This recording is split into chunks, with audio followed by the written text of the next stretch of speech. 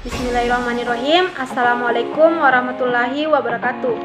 Perkenalkan, nama saya Risma dengan NIM 2014-30669 dari Prodi Pendidikan Biologi di Universitas 19 November Kolaka, Angkatan 2020. Baik, tujuan saya untuk membuat video ini untuk memenuhi salah satu tugas dari mata kuliah Botani Tumbuhan Tingkat Tinggi dengan judul dikotil.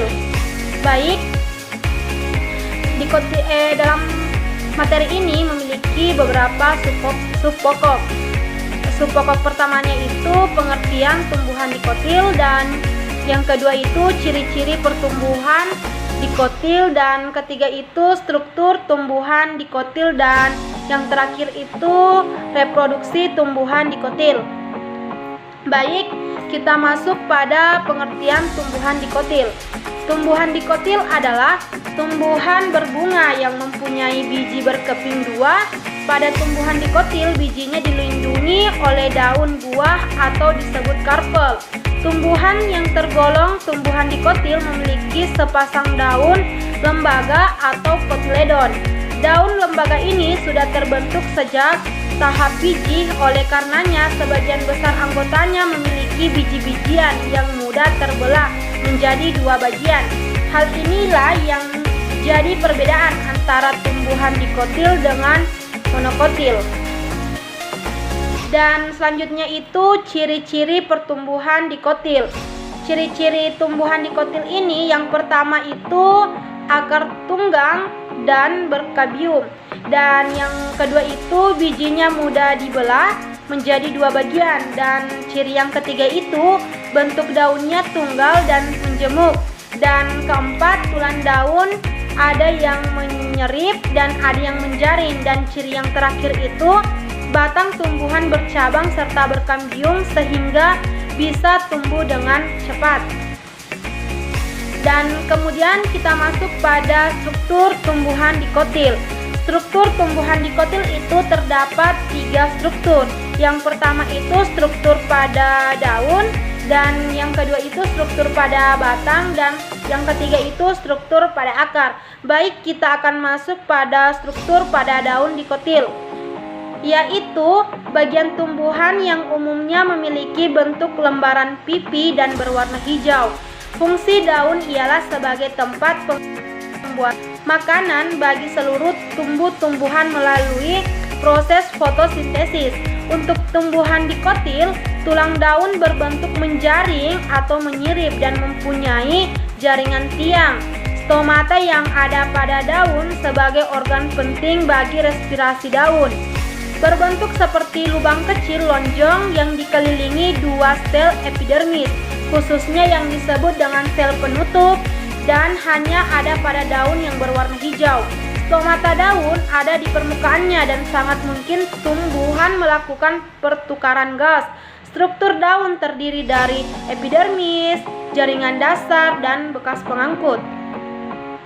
Epidermis ialah meliputi sel-sel kipas dan stomata.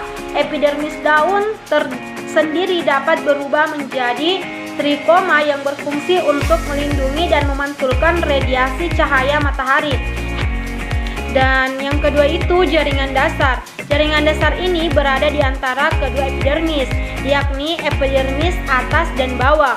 Mesofil adalah daerah utama tempat terjadinya fotosintesis. Dan yang ketiga itu berkas pengangkut, terdapat pada tulang daun dan mempunyai susunan seperti pada batangnya.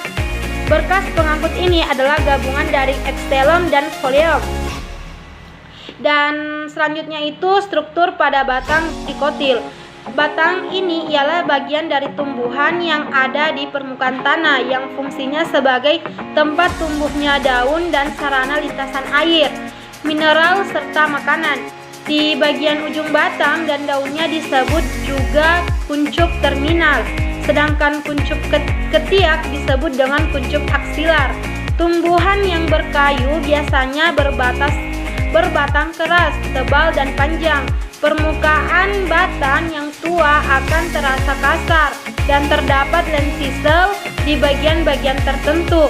Lentisel ini fungsinya sebagai tempat keluar masuknya gas pada tumbuhan. Jaringan penyusun batang tumbuhan dikotil yaitu epidermis, korteks, endodermis, folium, dan xilem. Epidermis ini merupakan suatu jaringan sel hidup di luar batang yang tersusun pada dinding sel yang tipis. Epidermis pada batang tersebut biasanya menutupi organ pada tumbuhan. Dan yang kedua itu rokteks. Rokteks pada batang itu berada pada lapisan epidermis.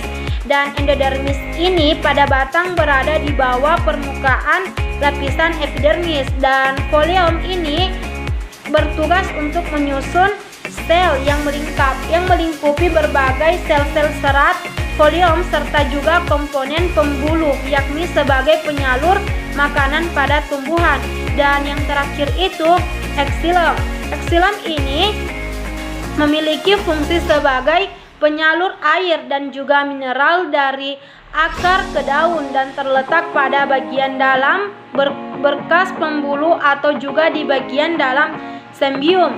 Xilem pada tumbuhan berbunga mempunyai dua tipe sel, yakni terkait dengan juga unsur pembuluh. Kedua tipe sel tersebut merupakan sel mati.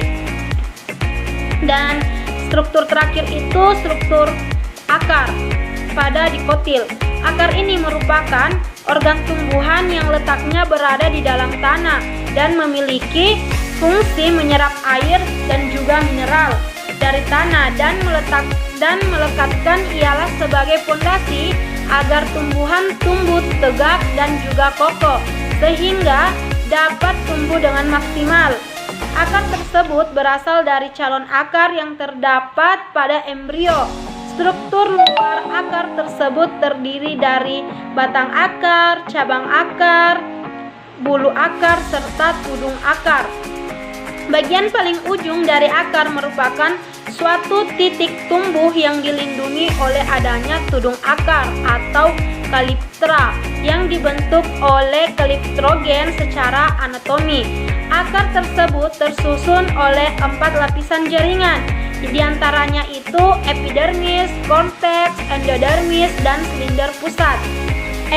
Epidermis memiliki fungsi sebagai penyerap air, sedangkan korteks memiliki fungsi sebagai tempat penyimpanan zat, dan endodermis berfungsi sebagai mengatur lalu lintas zat ke dalam pembuluh akar, dan silinder pusat atau stele terdiri dari persitikel, xilem, serta folium.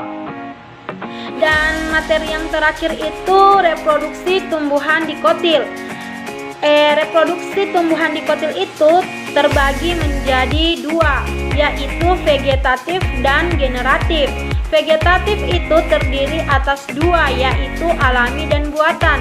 Secara alami, tumbuhan berkembang biak tidak kawin tanpa bantuan tangan manusia agar terjadi pembuahan atau anakan baru.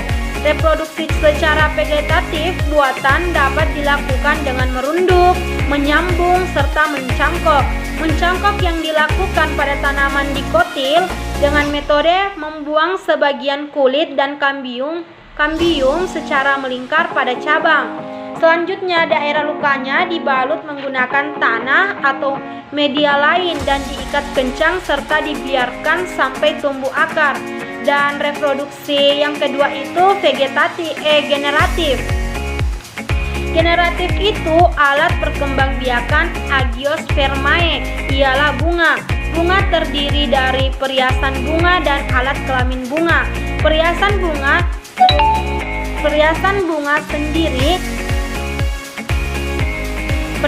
bunga sendiri terdiri dari kelompok dan mahkota bunga.